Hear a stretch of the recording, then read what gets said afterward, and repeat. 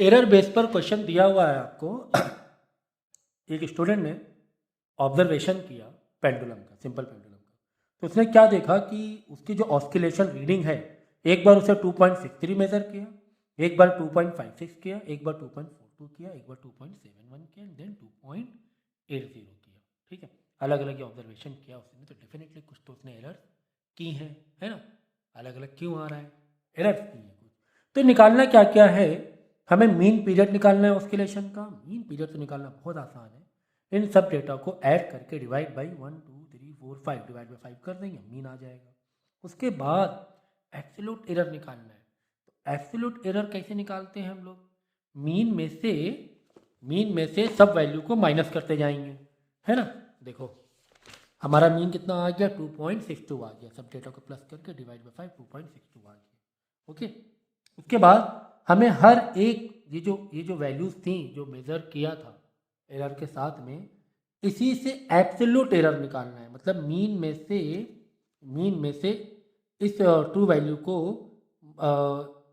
ये absolute error को minus कर देंगे। देखो ट्रू वैल्यू मतलब जो ट्रू वैल्यू आई है, यानी कि जो मीन आया है, माइनस जो वैल्यू आपने मेजर की है।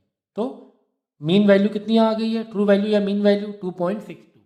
तो 2.62 से 2.63 भी माइनस कर देंगे, 2.62 से 2.56 भी माइनस कर देंगे। ठीक है, इस तरह सबको हम लोग क्या करेंगे, माइनस करते हुए आंसर निकाल लेंगे, सबका एब्सोल्यूट एरर निकाल लेंगे। ओके, ये देखो पांचों का मैंने यहाँ पे निकाल लिया। ओके, ये क्या आ गया, एब्सोल्यूट एरर आ गया।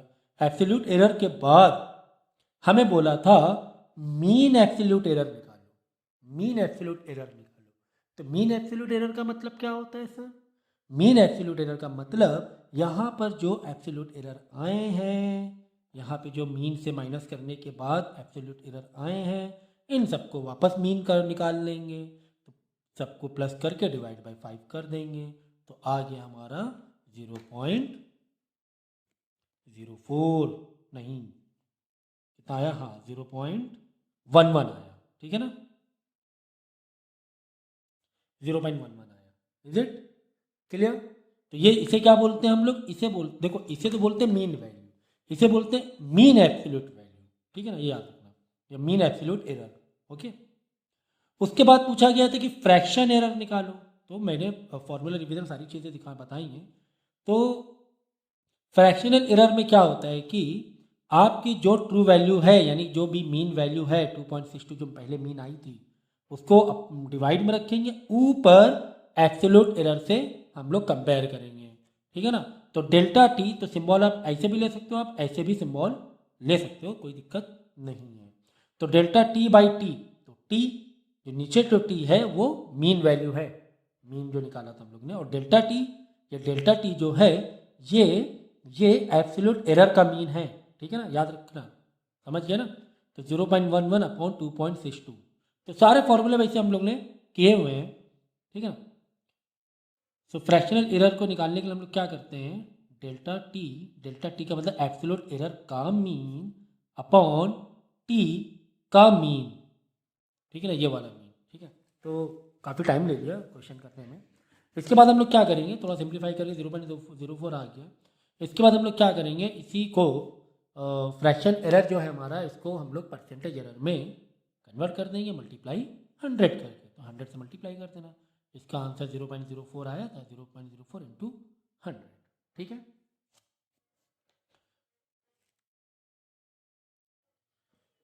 तो नेक्स्ट क्वेश्चन दिया हुआ है, एरर के बेस पर ही है कि यहाँ पे एरर दिया हुआ है कि 100 वैल्यू है, 100 वैल्यू पर प्लस माइनस 5 दिया हुआ है तुम्हें, पोटेंशियल डिफरेंस का ही कुछ है डेटा, और करंट का डेटा दिया हुआ है 10, उसमें प्लस माइनस 0.2 एरर है। ओके, वोल्टेज है ये वोल्टेज दिया हुआ है, ये करंट दिया हुआ है। ठीक है, दोनों का डेटा दिया हुआ है। हमें निकालना क्या है, हमें रेजिस्टेंस निकालना है। हमें क्या निकालना है, रेजिस्टेंस निकालना है, साथ में उसके क्या बतानी है, percentage error. Actually percentage error in resistance ही बताना है। तो पहले रेजिस्टेंस मालूम हो, उसके बाद ही तो परसेंटेज निकालेंगे। तो इसके लिए हमें क्या करना पड़ेगा, पहले तो ये निकाल लो,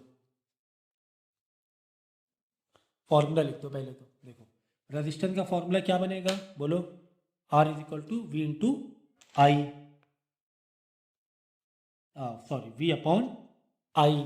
ओके,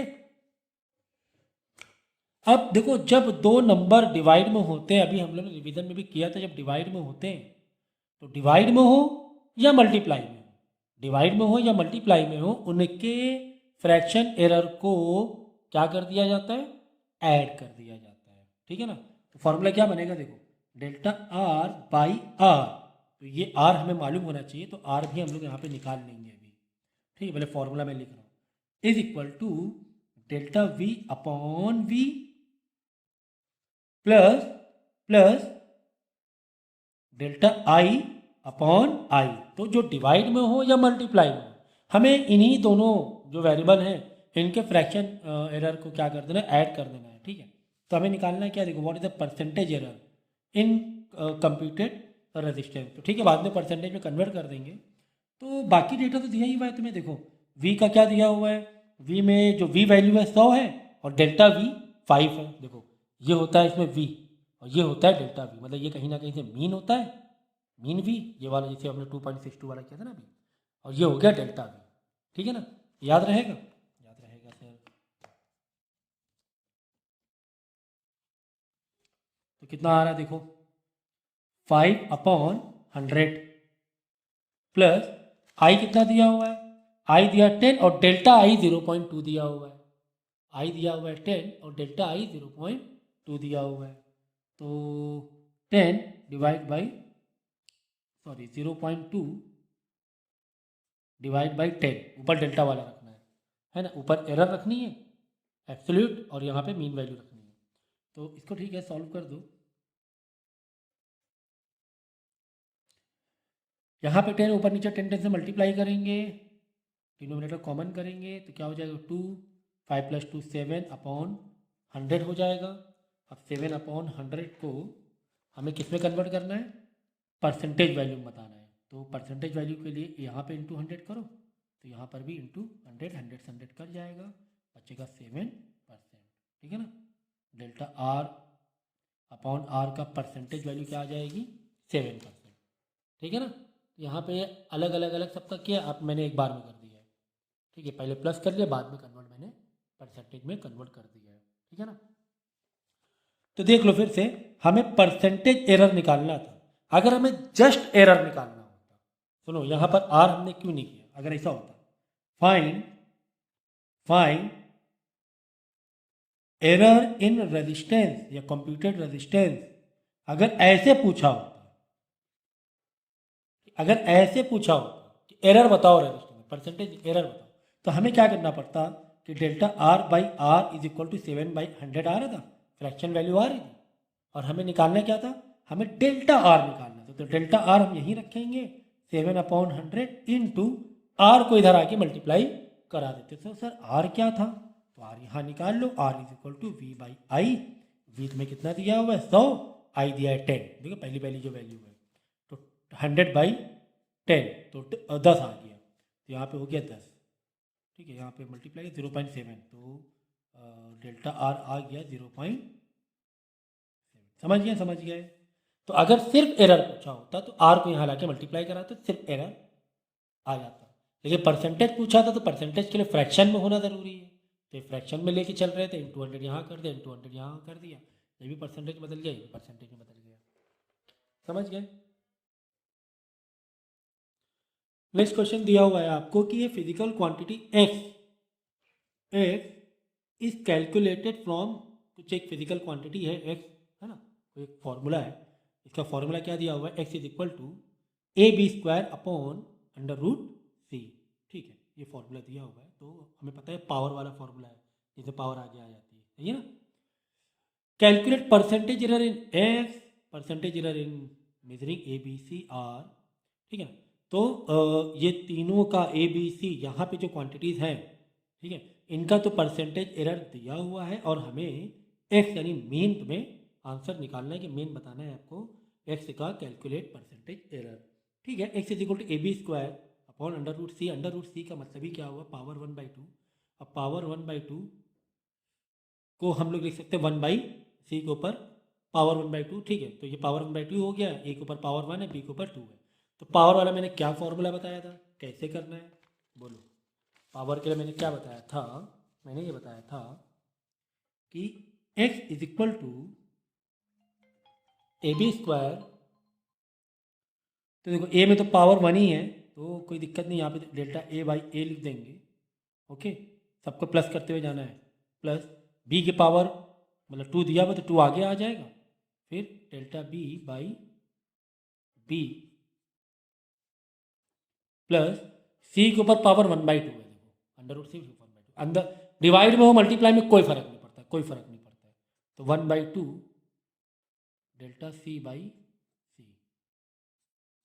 ठीक है ना। अब क्या करेंगे हम लोग, जितने भी टर्म है सबको 100 से मल्टीप्लाई कर लेंगे, ठीक है। यहाँ पे 100 से मल्टीप्लाई करेंगे, सभी क्या हो जाएगा, 100 से मल्टीप्लाई हो जाएगा। क्यों यहाँ 100 से मल्टीप्लाई कर रहे हैं, क्योंकि हमें परसेंटेज एरर बताना है, तो इसको परसेंटेज में कन्वर्ट कर देंगे। इसको परसेंटेज में कन्वर्ट करेंगे यानी इंटू 100 करना पड़ेगा। जब इसको इंटू 100 करना पड़ेगा तो जितने भी टर्म हैं सब में इंटू 100 करना पड़ेगा। सो इंटू 100, ठीक है ना। तो इंटू 100 मतलब परसेंटेज में आ गया, और हमें परसेंटेज में ही पूछना बताया गया था कि परसेंटेज में ही बताओ, ठीक है ना। परसेंटेज में ही बोला कि परसेंटेज में ही बताओ, तो परसेंटेज ये तो फ्रैक्शन है ना, पूछा गया परसेंटेज में, तो इंटू 100 करो। जब यहाँ इंटू 100 किया तो सब में इंटू 100 करना पड़ेगा,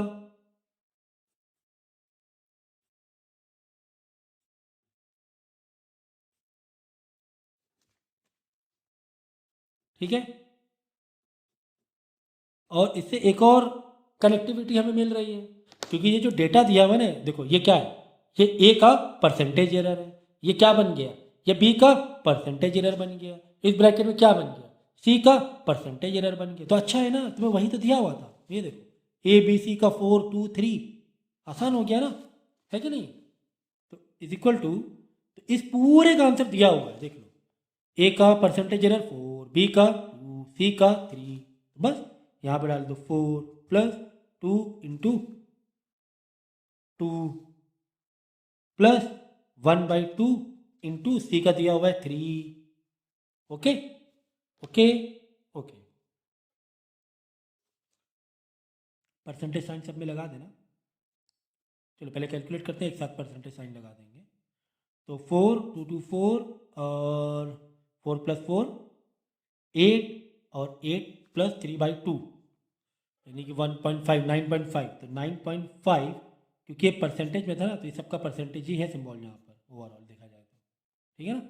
तो 9.5 परसेंटेज हो गया क्या, एक्स का परसेंटेज एरर, परसेंटेज एरर, ठीक है। समझ में आ गया, कितना इजी था, काफ़ी इजी था, है ना। परसेंटेज ही पूछा गया था, और डेटा भी वही हिसाब से दिया था, डेटा भी परसेंटेज के पॉइंट ऑफ व्यू से ही दिया था, ए का डेटा, बी का डेटा, सी का डेटा, तो ये पूरा पूरा परसेंटेज में ही दिया हुआ था,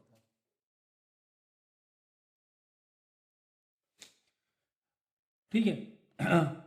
तो क्वेश्चन आपको एरर पर गिवन है, error of 2% in the measuring of side of cube, मतलब एक क्यूब के एक साइड को नापने मेजर करने में 2% एरर कर रहे हैं हम लोग, मतलब डायरेक्ट परसेंटेज में एरर दिया हुआ है। तो percentage in calculation is volume, यानी वॉल्यूम का पूछा गया है, क्यूब के वॉल्यूम का पूछा गया है। कोई बात नहीं, पहले हम लोग क्या करेंगे, वॉल्यूम के क्यूब के वॉल्यूम का फॉर्मूला डाल लेंगे, तो साइड का क्यूब, ओके ठीक है। तो इसको अब पूछा क्या गया है, वॉल्यूम फ्रैक्शन एरर पूछा है कि परसेंटेज एरर पूछा गया है, तो पूछा गया है परसेंटेज एरर, परसेंटेज में एरर। तो क्या करेंगे हम लोग, डेल्टा V अपॉन V, मतलब इसको कन्वर्ट करेंगे परसेंटेज में इंटू 100, सही ना। ये तो वॉल्यूम का फॉर्मूला है, हमें एरर पूछा गया है किसका, वॉल्यूम के परसेंटेज एरर पूछा गया है। तो परसेंटेज के लिए पहले फ्रैक्शन में बदला, इंटू 100 किया, तो ये परसेंटेज में एरर हो गया, ठीक है।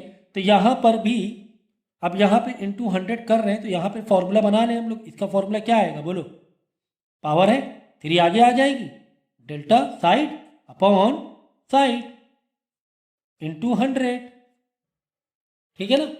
इंटू 100 क्यों किया बोलो, क्योंकि यहाँ पर हमने इंटू 100 किया, तो यहाँ पर भी इंटू 100 करेंगे। ऐसे सोचो, जस्ट फॉर्मूला समझो। पहले फॉर्मूला क्या था हमारा? फॉर्मूला हमारा ये था delta V by V is equal to 3 आगे लाओगे, ठीक है ना, डेल्टा एस बाई एस, यही तो एरर का फॉर्मूला होगा, फॉर्मूले के हिसाब से यही होगा। अब इसमें पूछा गया परसेंटेज, कि परसेंटेज बताओ, फ्रैक्शन नहीं, ये फ्रैक्शन वाला फॉर्मूला हो गया। तो परसेंटेज के लिए दोनों तरफ क्या कर दोगे, मतलब इधर भी 100 से मल्टीप्लाई करो, पूछा गया तो इधर करना पड़ेगा। करेक्ट, करेक्ट, बस हो गया काम आपका। कैसे सर? देखो, तुम्हें ये पूरी इंफॉर्मेशन गिवन है, साइड का एरर परसेंटेज, ये देखो साइड का एरर परसेंटेज दिया हुआ है, मतलब ये पूरा डेटा तुम्हें गिवन है। हाँ, ठीक है ना। सो इक्वल टू 3 इंटू इसका कितना आ गया 6%, सही है ना, सॉरी इसका 2 दिया हुआ है, तो इंटू 2 तो कितना आ गया 6, और आंसर दोगे परसेंटेज में, ठीक है ना। ये पूरे का डेटा तुम्हें दिया हुआ है, 2% दिया हुआ है इसे, ये 2% दिया हुआ है, ठीक है ना, ये दिया हुआ है 2%, ये देख लो साइड का एरर परसेंटेज 2% दिया हुआ है, ठीक है ना, करेक्ट। तो 6% आंसर आ जाएगा इसका। नेक्स्ट देखो, तो फॉर्मूले बस ये देखो, 2 ही 3 तो रूल है इसमें, ज़्यादा है कहाँ, बहुत ज़्यादा भर के फॉर्मूले तो नहीं ना है। अब देखो नहीं, the error in measuring of radius of A sphere is 0.25%, measuring of A radius, मतलब रेडियस को मेजर कर रहे हैं तो एरर आ रहा है 0.25। हमें बताना है error in calculation of the volume of sphere. देखो देखो देखो, हमें यहाँ पे परसेंटेज नहीं बताना, फिर से देख लो, the error in calculation of the volume, यानी वॉल्यूम को कैलकुलेट करने में एरर बताओ। नहीं, देखो 3 कैटेगरी है आपके पास, एक एरर पूछ सकता है, एक तो फ्रैक्शन एरर पूछ सकता है, और एक तो परसेंटेज एरर पूछ सकता है।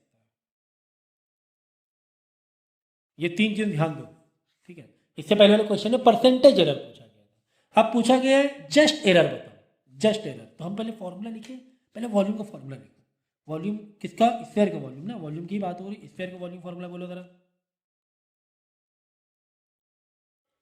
4/3 पाई रेडियस का क्यूब, ठीक है। अब इसको हम पहले किस में कन्वर्ट करने वाले हैं? एरर के पॉइंट ऑफ व्यू से कन्वर्जन इसका मतलब करना, ठीक है, एरर के पॉइंट ऑफ व्यू से। तो क्या करोगे बोलो, delta V by V is equal to,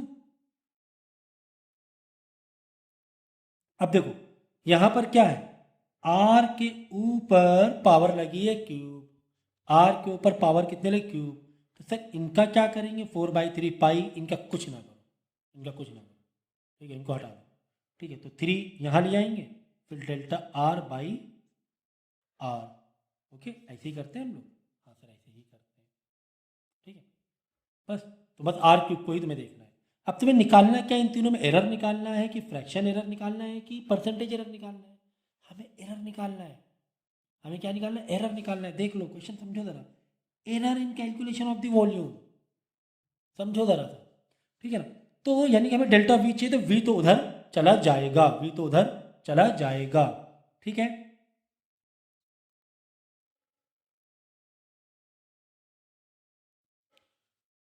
तो वी को उधर भेज देंगे, तो एक काम करते हैं, पहले वी निकाल लेते हैं। तो समझो कि तुम्हें रेडियस दिया हुआ है 3 सेंटीमीटर, ये मैंने रेडियस मान लिया, ठीक है ना। इस क्वेश्चन में मैंने ऑल्टरेशन किया है, ओके। तो मैंने रेडियस 3 सेंटीमीटर मान लिया, तो एक काम करते हैं वॉल्यूम निकाल लेते हैं, 4/3 इंटू 22/7 इंटू, एक काम करते हैं, हाँ चलो मान लेते हैं 7, मान लो 7, तो कैलकुलेशन ईजी पड़ जाएगा, 7, तो 7 से 7 कट गया, 4 × 22/3, तो वॉल्यूम कितना आ गया 4 × 22, यानी कि 88/3, ठीक है ना, 88/3। तो चलो, तो डेल्टा वी निकालने के लिए हम लोग क्या करेंगे, 3 delta R by R into 88/3, ठीक है, ये वाला वी पूरा पूरा उठ के यहाँ आ जाएगा, ठीक है। अब बताओ क्या इसकी वैल्यू तुम्हें दी गई है, क्या इसकी वैल्यू तुम्हें दी गई है? सर 0.25 दिया हुआ है परसेंटेज में, तो कोई बात नहीं, इसको हम फ्रैक्शन में कन्वर्ट कर लेंगे। तो delta V is equal to 3 into 0.25 upon 100 into 88/3, ठीक है। तो यहाँ से आपका क्या आ जाएगा, एरर आ जाएगा। तो इन तीन में कुछ भी पूछ सकते हैं, चाहे वो एरर पूछ रहे हैं, चाहे फ्रैक्शन एरर पूछ रहे, चाहे वो परसेंटेज एरर पूछ रहे, ठीक है ना। अगर फ्रैक्शन सिर्फ एरर पूछा गया है तो फिर ये वाला जो डिवाइड में वी है वो ऊपर जाके मल्टीप्लाई हो जाएगा, बाकी डेटा को तुम्हें फिलअप करना है, सॉल्व करना है, ठीक है। अब इस क्वेश्चन में ऑल्टरेशन क्यों किया, क्योंकि देखो ऊपर परसेंटेज वाला हम लोग कर ही चुके थे पहले ही, ठीक है। तो इसीलिए हमने इसमें थोड़ा ऑल्टरेशन कर दिया। ये भी एक्चुअली परसेंटेज वाला ही था। ये कैसे पता परसेंटेज वाला था, यहाँ तो दिया नहीं सर परसेंटेज में, यहाँ नहीं दिया लेकिन ऑप्शन में दिया हुआ है, यहाँ तो नहीं दिया हुआ। यहाँ तो पक्का तुम्हें यही लगेगा क्या हमें एरर निकालना है, लेकिन मतलब एरर निकालना है वॉल्यूम कैलकुलेशन, लेकिन नीचे ऑप्शन परसेंटेज में दिया, मतलब परसेंटेज एरर निकालना है। लेकिन मैंने इसमें चेंज किया कि अगर इन तीन में कोई भी एक आ सकता है, ओके। नेक्स्ट देखो, नेक्स्ट बोला गया है क्वेश्चन में, the percentage error in the measurement of mass and speed of the body is 2% and 3%, ठीक है। Mass and speed of a body direct error तुम्हें दिया हुआ है, ठीक है। मास का एरर परसेंटेज में क्या दिया हुआ है, 2%, एंड स्पीड का परसेंटेज एरर कितना दिया हुआ है, 3% दिया हुआ है, ओके। बाद में बोला गया कि परसेंटेज वॉल्यूम क्या पूछा, the maximum percentage error in estimate kinetic energy. चलो काइनेटिक एनर्जी में हमें वो करना है, मैं परसेंटेज एरर निकालना है, परसेंटेज एरर निकालना है। तो सबसे पहले क्या करेंगे हम लोग, बोलो। सबसे पहले हम लोग फॉर्मूला लिखेंगे काइनेटिक एनर्जी का। Kinetic energy is equal to half mv², ठीक है, लिख दिया, ओके। फिर क्या करेंगे हम लोग, काइनेटिक एनर्जी का हमें क्या चाहिए, परसेंटेज एरर में। तो पहले क्या करो, फ्रैक्शनल एरर में पहले इसको चेंज कर लो। फ्रैक्शनल एरर कैसे चेंज करेंगे, डेल्टा के बाई के इज इक्वल टू, देखो ये जो कांस्टेंट वैल्यू होती है ना, इसको हटा दिया करो, और m के लिए क्या हो जाएगा, delta m by m plus ये पावर आगे आ जाएगी, डेल्टा v बाई v। यही फॉर्मूला बनेगा, हाँ सर यही बनेगा। हमें निकालना है क्या सर, हमें परसेंटेज एरर निकालना है काइनेटिक एनर्जी में। ये तो फ्रैक्शन है, तो इंटू 100 इंटू 100 इंटू 100 कर देंगे तीनों में, ठीक है। Into 100 into 100 into 100। अब ये किस में बन गया, अब ये बन गया पूरी तरीके से परसेंटेज एरर में। क्यों, क्योंकि मुझे परसेंटेज एरर पूछा गया था, तो मैंने यहाँ पे इंटू 100 करना पड़ा हमें परसेंटेज में कन्वर्ट करने के लिए। इस रिलेटिव को फ्रैक्शन को परसेंटेज में कन्वर्ट करना पड़ा, तो इधर 100 से मल्टीप्लाई किया, तीनों भी 100 में मल्टीप्लाई करेंगे। तो चलो आंसर निकाल लेते हैं। कितना दिया हुआ है, 2 और 3 दिया हुआ है। तो मास का परसेंटेज एरर 2 दिया हुआ है, और वेलोसिटी का, वेलोसिटी हाफ mv², मैंने धोखे से वॉल्यूम बोला क्या, वेलोसिटी, ठीक है ना। तो वेलोसिटी का परसेंटेज एरर 3 दिया हुआ है, ठीक है।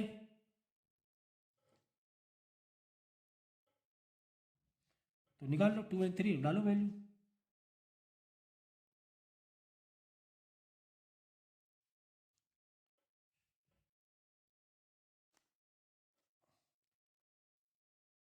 Two percent plus 2 into 3%। देखो इसका आंसर 2 दिया हुआ है, इसका आंसर 3 दिया हुआ है, बाहर लेकिन 2 मल्टीप्लाई में, तो 2 इंटू 3, तो कितना आ गया, 2% प्लस 2 3 6%, हो गया टोटल 8%, ओके।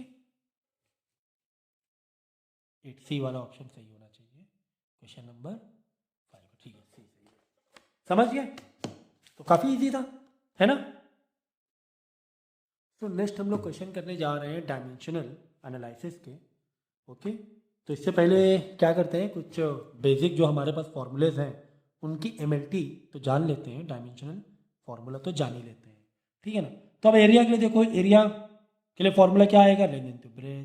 लेंथ में भी L होगा, ब्रेथ में भी L होगा, है ना, दोनों ही लेंथ के लिए है। तो MLT में M मास है क्या, नहीं सर, तो M 0 आ जाएगा। L लेंथ है, हाँ सर, लेंथ की पावर 2 है, तो 2 डाल देंगे। टाइम है क्या, नहीं सर, टाइम 0 आ जाएगा, और इसका यूनिट m² मीटर का स्क्वायर होगा, ठीक है। वॉल्यूम के लिए फॉर्मूला क्या है, लेंथ ब्रेथ इंटू हाइट, ठीक है ना। तो L 3 L हो गए। तो अब MLT में सेट करोगे, M मास है क्या, नहीं 0 है, लेंथ है क्या, हाँ सर लेंथ की पावर 3 है, 3 लेंथ है। टाइम है क्या, नहीं सर टाइम 0 है। फिर डेंसिटी के लिए फॉर्मूला क्या डालोगे, मास अपॉन वॉल्यूम। तो यहाँ से हमें पता चल गया, क्या पता चल गया कि वॉल्यूम में कि जो डायमेंशनल फॉर्मूला होता है वो ये होता है एल की पावर 3, बाकी एमओटी तो है ही नहीं। ओके, याद रखना है सर, बेसिक चीज़ें याद रखनी है बिल्कुल। तो मास अपॉन वॉल्यूम, तो मास अपॉन वॉल्यूम के लिए क्या करोगे, एम एल, वॉल्यूम का एल की पावर 3 है तो एल की पावर 3 ऊपर जाएगा, एल माइनस 3 आएगा। तो ये पूरा एम एल टी में डालोगे, एम तो एक आ ही रहा है, हाँ आ रहा है, एल माइनस 3 आ रहा है, टी टी सर 0 है, टाइम नहीं है, तो इसकी डेंसिटी की यूनिट क्या हो जाएगी, किलोग्राम मीटर क्यूब हो जाएगी। फिर वेलोसिटी यानी स्पीड के लिए आप डालोगे डिस्टेंस अपॉन टाइम, डिस्टेंस के लिए एल, टाइम के लिए टी। तो इसके एम एल टी में सेट करोगे, मास है क्या, नहीं है, एल, हाँ सर एक एल है, टी टी सर -1 आएगा, क्योंकि टी ऊपर चला जाएगा, इसकी SI यूनिट मीटर पर सेकेंड हो जाएगी। एक्सेलरेशन के लिए क्या हो जाएगा, change in velocity time, time तो एक्सेलरेशन के लिए change in velocity upon time यानी मीटर पर सेकेंड स्क्वायर होता है, यानी लेंथ है, हाँ सर एल है, टाइम है, हाँ सर टी की पावर -1 अपॉन टी। देखो भाई यहाँ पे देखो चेंज इन वेलोसिटी क्या होगा, फॉर्मूला बोलो, initial velocity upon final velocity minus initial velocity upon time, ऐसे तो होगा। ऊपर वेलोसिटी के लिए क्या होगा, ये माइनस को माइनस से अलग अलग नहीं देखना होता है, बस वो एक ही कंपोनेंट लेना है आपको, ठीक है ना।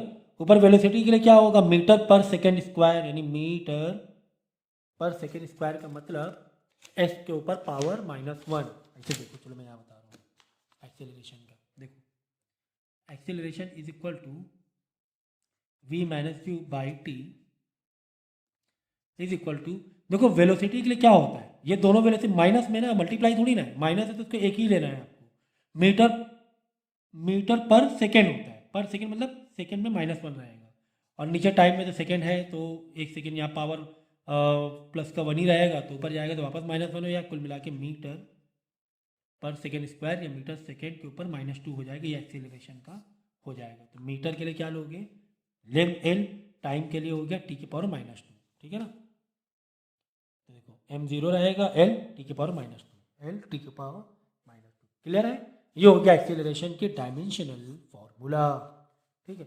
फोर्स के लिए मास इनटू एक्सेलरेशन, अब हमें एक्सेलरेशन मालूम पड़ गया, m0 है, एल 1 है, टी -2 है, यहाँ पे मास भी बढ़ गया, यहाँ पे मास भी बढ़ गया, यानी m भी आ गया, यहाँ m0 था अभी तक के एक्सेलरेशन में, तो क्या हो जाएगा, देखो ऐसे ही करोगे तो एक्सेलरेशन के लिए मास के लिए, अरे बाबा ऐसे करो, देखो force is equal to mass into acceleration, mass के लिए क्या लोगे, कैपिटल M लोगे, एक्सेलरेशन के लिए क्या लोगे, m0 L 1 T -2, m1 mm आपस में पावर ऐड हो रही है ना, तो 0 + 1 m ही हो गया एक तरीके से, L T -2, ये हो गया फोर्स का डायमेंशनल यूनिट, ठीक है ना। तो कितने बेसिक से मैंने समझाया फोर्स को, देखो बाकी वैसे याद रखना है, फोर्स वर्क, ठीक है, ये सब तो याद ही रखना है, प्रेशर का ये सब याद रखो, लेकिन फिर भी देखो बिल्कुल बेसिक से करा दिया है, बिल्कुल स्टार्टअप से सिखाया कि फोर्स कभी अगर आया है तो कैसे आया है, ठीक है ना। तो यहाँ पे जब तो 0 तो हटा ही दो, तो बस एक m ये हो गया, एल टी के पावर -2 हो गया, तो पुराने सब याद करते जाओगे तो आगे निकलता जाएगा। अब देखो वर्क का formula, force into displacement, force का हमें मालूम पड़ गया है, क्या होता है, m होता है, l होता है, टी के पावर -2 होता है, ये हमें फोर्स का मालूम है। अब इंटू डिस्प्लेसमेंट, तो एक और बढ़ गया एल, यानी एल की पावर 2 टी की पावर -2 हो जाएगा, है कि नहीं है, एम एल की पावर 2, अरे बाबा फोर्स में ऑलरेडी एक एल था, डिस्प्लेसमेंट में एक और लेंथ आ जाएगी, तो ठीक है, एल की पावर 2 टी की पावर -2 हो जाएगा, समझिए। ऐसे लिखो फोर्स का, देखो ऐसे लिखा ना, फोर्स का डायमेंशनल, फिर डिस्प्लेसमेंट का डायमेंशनल, करेक्ट, बाद में एल एल मल्टीप्लाई हो रहा है, एल की पावर 2 हो रही है। एक्सीलरेशन का फॉर्मूला क्या होता है, फोर्स अपॉन मास, फोर्स हमें पता है क्या होता है, एम एल टी -2 होता है, मास के लिए अपॉन एम, एक एम से एक एम कट जाएगा, एम वापस 0 हो गया, एल टी की पावर -2 आ जाएगा। ये किसका है, ये है ग्रेविटी यानी एक्सीलरेशन का, ठीक है, ग्रेविटी या एक्सीलरेशन का। तो एक्सीलरेशन के यही तो निकाला था हम लोगों ने, देखो यहाँ पे क्या है, एल की पावर 2 टी की पावर एल की पावर 1 टी की पावर -2, देखो एक्सीलरेशन निकाला, एल की पावर 1 टी की पावर -2, है ना एक्सीलरेशन। तो ग्रेविटी निकालो, एक्सेलरेशन निकालो, एक ही बात है, दोनों का जो डायमेंशनल फार्मूला होगा एक होगा। वर्क का पावर अपॉन टाइम, पावर का हमें पता है सर क्या होता है, वर्क का हमें मालूम है क्या होता है, ml² टी के पावर -2 अभी निकाला था, ऊपर लिख देंगे ml² टी के पावर -2 अपॉन क्यों, क्योंकि नीचे टाइम भी है ना, पावर निकाल रहे हैं ना, अपॉन टी। तो power, pressure, work, acceleration, speed, velocity, ये सब तो बिल्कुल जहन में आपके रहना ही चाहिए। इतना तो याद ही कर लो कि आप ही बड़े बड़े क्योंकि फॉर्मूले जब करने होते हैं तो छोटे से बिल्कुल जाओगे तो काफ़ी टाइम फिर लगने वाला है ना। तो इसी तरह आप क्या करेंगे, काइनेटिक एनर्जी निकाल लेंगे, इसीलिए लीनियर मोमेंटम का निकाल लेंगे, मास इंटू वेलोसिटी, मास का निकालो अलग अलग रखो, एमएलटी वेलोसिटी अलग रखो, वैसे सिंप्लीफाई कर दो, इसी तरह पोटेंशियल एनर्जी कर देंगे। तो इसी तरीके से बाकी हम लोग करते जाएंगे।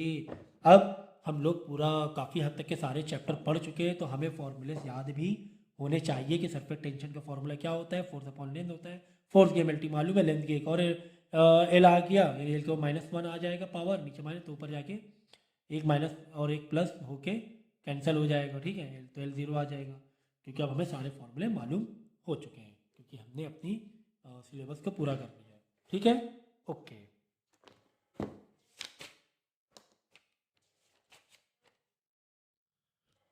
तो रिवीजन हमने कर लिया है और अब हम लोग डिटेल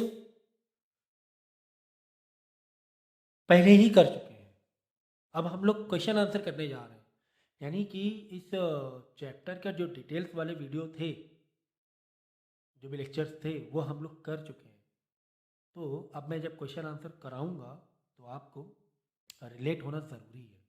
अगर आप रिलेट नहीं कर पा रहे तो फिर क्या करना होगा, पहले डिटेल्स वाले लेक्चर देखने पड़ेंगे, नहीं तो नहीं समझेगा, ठीक है, मैं क्लियर कर देता हूँ ये बात, ओके। सो हमें देखो इसमें क्या करना है, चेक द करेक्टनेस, इस फॉर्मूले की करेक्टनेस चेक करने की, इधर की एमएलटी इधर की एमएलटी बराबर है, चलो चेक करते हैं, बराबर है, v² - u² is equal to ए, तो v² या फिर देखो बीच में माइनस है ना, तो दो में से एक ले सकते हो, कोई भी एक लो बस, v² - u², ये याद रखना। तो v² माइनस, क्योंकि दोनों ही वेलोसिटी है ना, इससे दोनों में एक लेंगे, तो वेलोसिटी का स्क्वायर क्या होगा, वेलोसिटी का तो होता है सर LT-1 होता है, वेलोसिटी क्या होता है, LT-1 होता है, ये सब अब देखो अभी पढ़ लिया आप लोगों ने पीछे। अच्छा, और क्या क्या चीज़ें मिल रही हैं, एक्सेलरेशन मिल रहा है सर, एक्सेलरेशन की एमएलटी क्या होती है, LT⁻² होता है, मतलब 0 होता है। बाद में डिस्टेंस भी सर, डिस्टेंस का L होता है, बस इसके नीचे इसकी एमएलटी डाली, इसके नीचे,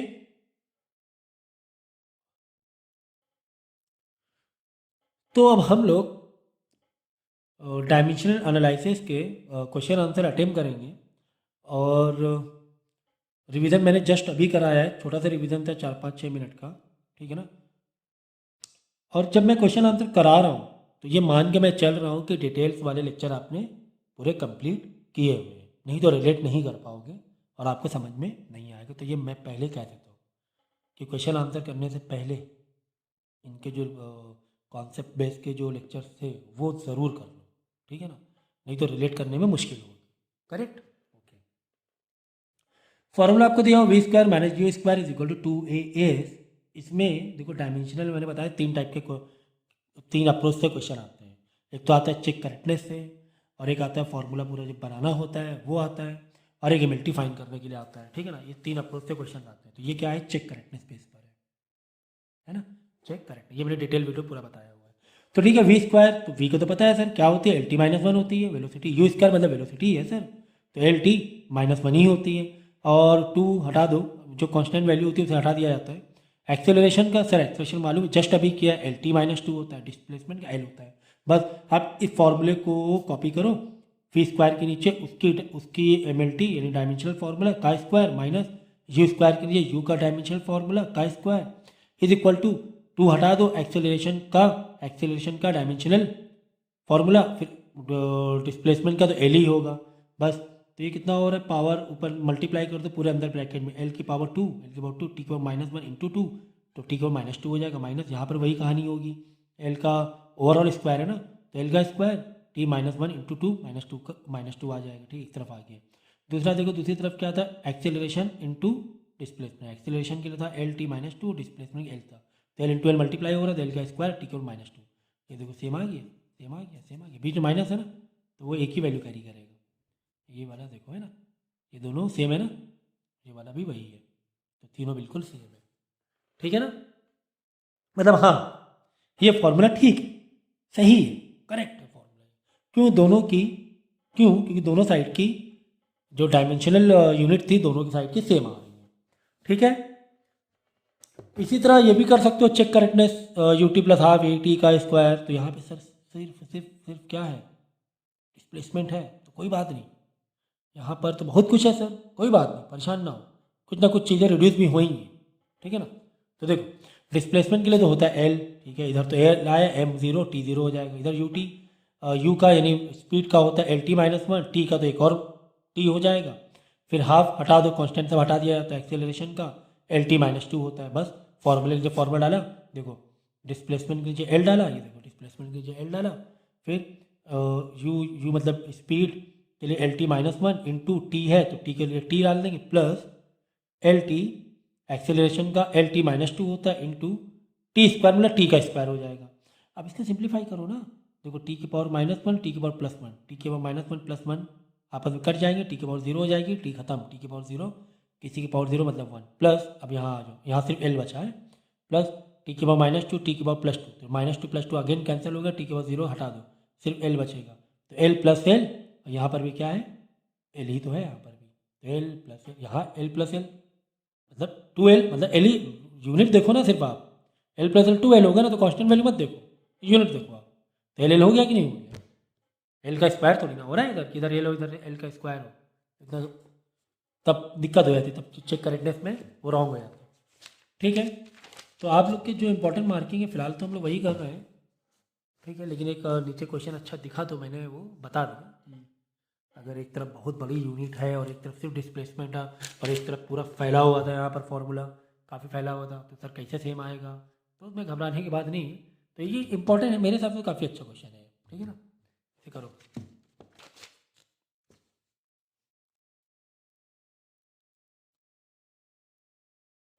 ठीक है, अब देखो ये चेक करेक्टनेस पर नहीं है, इसका अप्रोच क्या है, हमें इसकी यूनिट निकालनी है, हमें क्या निकालनी है, कैपिटल ग्रेव जो जी दिख रहा है जी कैपिटल जी, इसकी यूनिट निकालनी है, यूनिट क्या आएगी, ओके, एक तरीके से फॉर्मूला निकालना है इसे कह लो, ओके, ठीक है। तो फोर्स जो बिटवीन टू बॉडी के बीच में फोर्स, ये हमने ग्रेविटी में पढ़ा था, capital G M one M two upon R square, हमें किसका निकालने के लिए बोला है, हमें बोला गया है कैपिटल जी का निकालो, क्या फंडामेंटल एसआई यूनिट, किसकी यूनिट क्या है, ठीक है। तो कैपिटल जी से हमने फॉर्मूले को मेकअप कर लिया, ठीक है ना, सबको उधर भेज दिया, तो आ गया F R square upon M one M two, ठीक है। अब डायमेंशन ऑफ जी, तो पहले डायमेंशन निकालेंगे अपने आप, देखो यूनिट कैसे आती है, ठीक है।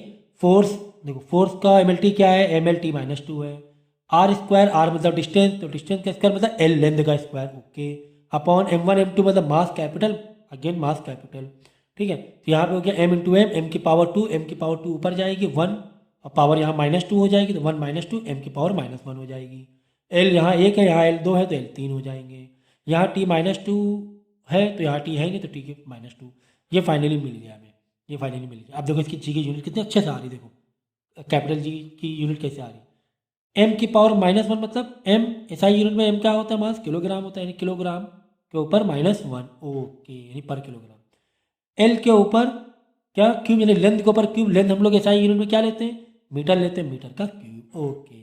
टी की पावर माइनस टू, टी मतलब एसआई यूनिट में क्या लेते हैं, सेकेंड से दिखाते हैं, सेकेंड के ऊपर माइनस टू, ये आ गई कैपिटल जी की क्या यूनिट। तो कितने अच्छे से यूनिट आई है, सोचो, कभी कभी बच्चों को याद नहीं रहता है कि यार कैपिटल जी का एग्जाम में ऑब्जेक्टिव पूछ ले क्या यूनिट बताओ, तो फर्स्ट एम में जाओ, उसका फॉर्मूला लिखो, एम में जाओ, सॉल्व करके निकाल लो, अगर याद नहीं आ रहा है तो, वैसे याद होना चाहिए टाइम बचाने के लिए, ठीक है। तो नेक्स्ट क्वेश्चन में दिया हुआ है कि find out the unit, unit भी पता करना है and dimension of the constant A and B in this formula, van der Waals equation दी गई, P plus A upon V square bracket में है, फिर वी माइनस बी एक ब्रैकेट में is equal to R T, okay okay sir. तो फॉर्मूले का नॉलेज थोड़ा सा बेसिक होना चाहिए, पी होता है प्रेशर के लिए, ए और बी तो तुम्हारे कांस्टेंट वैल्यूज़ हैं, ठीक है, और ये जो वी है कैपिटल वी दिख रहा है, ये वॉल्यूम हो गया, और कैपिटल टी हो गया टेम्परेचर हो गया, आर पी तो कांस्टेंट वैल्यू है, ठीक है। तो तुम्हें ए और बी का डायमेंशन यूनिट दोनों बताना है, ठीक है। देखो यहाँ पे क्या लिखा हुआ है, अब देखो कितना अच्छे से इसको सॉल्व करेंगे, कॉन्सेप्ट समझते रहना, क्योंकि अब इसी क्वेश्चन में कॉन्सेंट्रेशन नहीं होना चाहिए, मैं आजू बाजू वाली चीज़ें बताता जाऊँगा, तो वो भी ध्यान देना है आपको। और जो जो मैं बोल रहा हूँ ना, हर चीज़ में लिख नहीं रहा हूँ, आपको लिखना है कि सर ने यहाँ इंपॉर्टेंट कुछ बताया, चलो लिख लो। देखो, एक यूनिट ये और एक ए बाई वी स्क्वायर है, ये दो यूनिट के बीच में क्या है, या दो डायमेंशन के बीच में क्या है, प्लस है। तो दो डायमेंशन अगर प्लस में है तो प्लस कब हो सकते हैं, ऐड होना कब पॉसिबल होता है, जब सेम डायमेंशन हो तभी ऐड होना पॉसिबल होता है। तो प्लस है ना, यानी ये फॉर्मूले प्लस दिया हुआ, यानी दोनों आपस में ऐड होने का पॉसिबिलिटी है। ठीक है, दो डायमेंशन ऐड कब होते हैं, जब उनके डायमेंशन सेम, जब उनके डायमेंशन सेम तभी ऐड होते हैं। ये मैंने और रिवीजन वाले में बताया था, एरर के रिवीजन वाले में बताया था। ठीक है ना। और v minus B is equal to R T, तो इसका मतलब ये तो समझ में आ गया क्या, इसका जो डायमेंशन है वो बराबर है p के, तभी दोनों एडिंग में है, ये मैंने एरर में बताया है। तो dimension of a upon V square is equal to dimension of p। ठीक है, फिर क्या करोगे, वी स्क्वायर उधर मल्टीप्लाई करा दो, तो dimension of a is equal to, ठीक है दोनों का डायमेंशन सेम है, is equal to dimension of p multiply dimension of V square. Okay, dimension of p पता है, हाँ सर पता है, क्या होता है, M L T minus M L minus one T minus two होता है। ओके, डायमेंशन ऑफ v मतलब वॉल्यूम का स्क्वायर है, तो वॉल्यूम का तो अपने आप में L3 होता है, और स्क्वायर भी है तो L3 का स्क्वायर L6 हो गया। ओके, यानी डायमेंशन ऑफ a तो हमें मालूम पड़ गया ml, इसको सॉल्व कर लो, ml5 t माइनस टू हो जाएगा डायमेंशन ऑफ a का तो हमें आंसर मिल गया। ठीक है ना, a और b पूछा था, ए को मिल गया। ठीक है, अब इसकी यूनिट निकालनी, देखो डायमेंशन निकला, अभी यूनिट नहीं निकली, यूनिट निकालना है तो क्या, एक सिंगल कैपिटल एम है मतलब किलोग्राम, L5 है ना मीटर की पावर 5 है ना, लेंथ की यूनिट मीटर होती है, लेंथ का यूनिट एसआई मीटर होती है, टी की पावर माइनस टू मतलब सेकेंड की पावर माइनस टू, सेकेंड की पावर माइनस टू, और इसकी सिंप्लीफाई करोगे तो ये भी बोल सकते हो न्यूटन मीटर की पावर 4। क्यों, क्योंकि किलोग्राम मीटर पर सेकेंड स्क्वायर ये होता है न्यूटन, एक एम बच जाएगा तो, और चार एम बच जाएंगे तो एम के ऑफ 4 आ जाएगा। ठीक है, ये देख लो, किलोग्राम मीटर पर सेकेंड स्क्वायर, ये तो हो गया न्यूटन अपने आप में, बचा क्या, एम में 5 थे, एक एम यूज़ हो गया, सेकेंड माइनस टू दोनों यूज़ हो गए। ठीक है, अब न्यूटन तुम्हें याद था तो बस इसको हमने शॉर्ट में, लेकिन इतना भी दिखाया तो भी कोई दिक्कत नहीं है, तो भी कोई दिक्कत नहीं है। ठीक है ना, अब हमें बताना है बी का, तो बी की पावर क्या हो जाएगी, देखो डायमेंशन ऑफ बी बराबर होगा वॉल्यूम के, तभी तो दोनों माइनस हो रहे हैं, तो डायमेंशन ऑफ बी बराबर है डायमेंशन ऑफ वॉल्यूम के, तो डायमेंशन ऑफ वॉल्यूम तो हमें पता है एल की पावर क्या होती है, 3 होती है, एल की पावर 3 मतलब मीटर की पावर 3, तो डायमेंशन मिल गया इसका क्या, m0 बी का, m0 एल की पावर 3 टी की पावर 0 है नहीं ना, एम और टी तो है ही नहीं, और यूनिट क्या हो जाएगी, क्योंकि सिर्फ एल की पावर 3 है मतलब मीटर की पावर एम के ऊपर 3। ठीक है ना, लेंथ में सिंबल, लेंथ के सिंबल क्या दोगे, मीटर दोगे ना, एम की पावर 3। ठीक है, देखो ये दो ही क्वेश्चन में हमें दो अप्रोच मालूम पड़ गया कि इसमें अप्रोच कितने होते हैं, चेक करेक्टनेस था और इसमें यहाँ पे फाइन डायमेंशन पता करना था। ठीक है,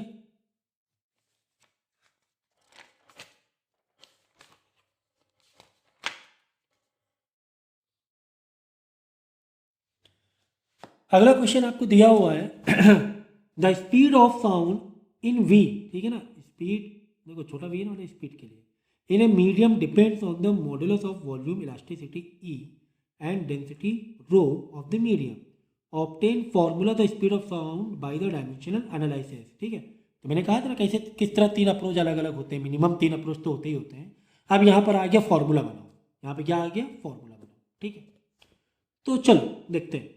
तो हमने क्या देखा कि चलो वेलोसिटी का रिलेशन इलास्टिसिटी से है, ई से है, बताएंगे ना, तो डिपेंड कर रहा है ई पर, ई से है और डेंसिटी से है, तो हमने ई के ऊपर पावर समथिंग ए दे दिया, डेंसिटी के ऊपर पावर समथिंग बी दे दिया, और बीच में लगा दिया इक्वल टू और एक कांस्टेंट वैल्यू के दे दिया। ऐसी फॉर्मूला बनाया जाता है, मैंने अपने लेक्चर में बताया है फॉर्मूला कैसे बनाना है।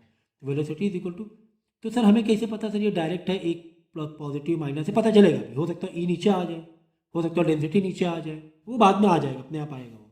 ठीक है, उसमें परेशान मत होना, फिलहाल ऐसे लिख देने का क्या, v इक्वल टू एक के मारो, कांस्टेंट वैल्यू डालो एक, फिर e की पावर a, क्योंकि इलास्टिसिटी पे डिपेंड कर रहा है, डेंसिटी पे डिपेंड कर रहा है, तो b। अब देखो, अब इसी फॉर्मूले को हमें डायमेंशनल में कन्वर्ट कर देना है। भाई वेलोसिटी डायमेंशन क्या होता है, एल टी माइनस वन होता है। ठीक है, चलो अब के तो कांस्टेंट वैल्यू से हटा दो, बचा क्या इलास्टिसिटी। अब इलास्टिसिटी का जो तुम्हारा फॉर्मूला रहेगा वो क्या रहेगा बोलो, इलास्टिसिटी का dimension formula M L minus one T minus two, ठीक है ना। ये देखो फॉर्मूले अब डायमेंशनल तुम्हें याद होने चाहिए, नहीं तो फिर ई का तुम्हें अलग निकालो, जैसे भी हमने अलग निकाल के दिखाया था ना कि कैसे निकालना होता है, 1/1 इलास्टिसिटी का फिर तो अलग से निकालना पड़ेगा, नहीं तो ये इतना तो याद रखना पड़ेगा। तो M L minus one T minus two की पावर ए, क्योंकि ई के ऊपर पावर कितनी ए दी थी, की पावर ए। फिर डेंसिटी का फॉर्मूला क्या होता है, मास अपॉन वॉल्यूम, यानी कि एम ऊपर एल नीचे 3 तो ऊपर आके -3 हो जाएगा, तो एम एल की पावर -3 ये तो होगा डेंसिटी का। मास मतलब एम कैपिटल हो गया, किलोग्राम के लिए कैपिटल है, अपॉन वॉल्यूम है तो ऊपर आएंगे तो एल की पावर -3 वॉल्यूम, क्योंकि नीचे मीटर क्यूब होता है, ठीक है ना, एल की -3।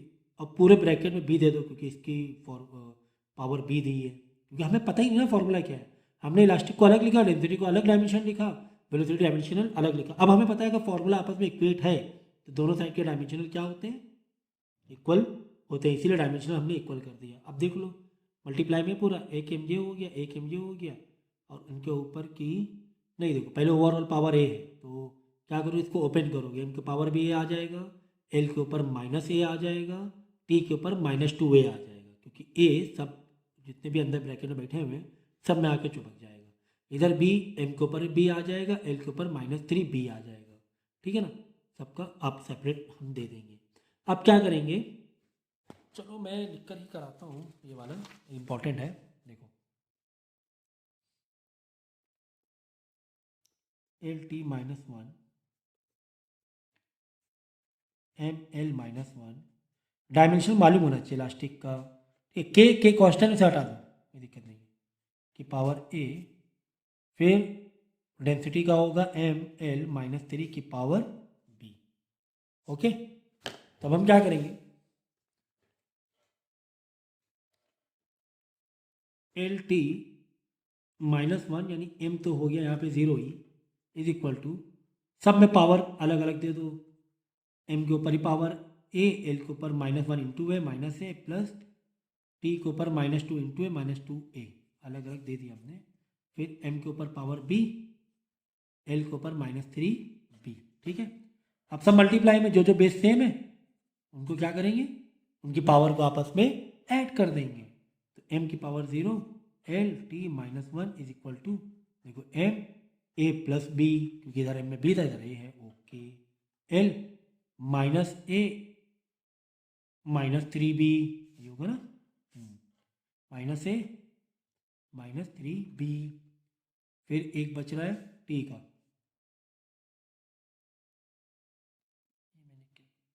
टी, ठीक है ना।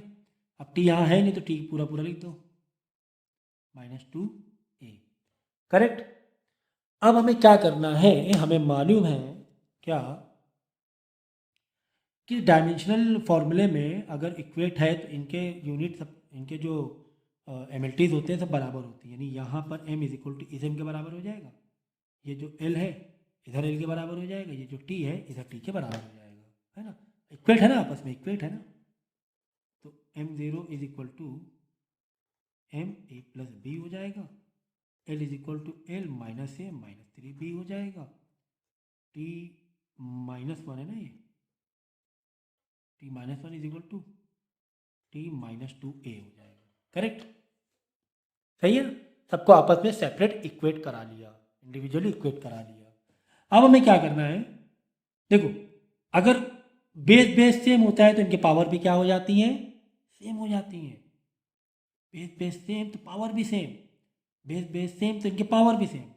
तो सबसे आसान वाला ले लो जिसमें वो हमें डायरेक्ट वैल्यू मिल रही है, हमें देखो 2a, इधर ए बी है, इधर ए बी है, यहाँ पर ए है, सिर्फ ए, तो पहले इसको इक्वेट कर लो, यानी इसकी पावर माइनस ये वाले को इक्वेट कर लो, टी टी सेम की पावर भी इक्वल, तो -1 is equal to -2a, minus minus cut जाएगा, ए इज इक्वल टू 2 नीचे आ जाएगा 1/2, ए तो हमें मिल गया 1/2, ए हमें मिल गया, ठीक है ना। अब इसको इक्वेट कर लो, चलो यहाँ पर, चलो इसको, ये तो मिल ही गया ना, चलो इसको कर लो, ए प्लस बी, यहाँ की पावर इसकी पावर बराबर हो जाएगी, तो A plus B is equal to 0 है ना, यहाँ पर 0 है ना।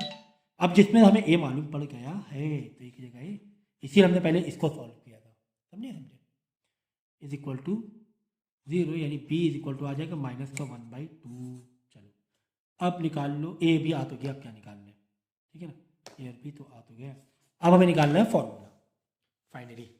देखो क्या हमने लिया था, हमने लिया था v इज इक्वल टू के ई की पावर a इंटू डेंसिटी की पावर b,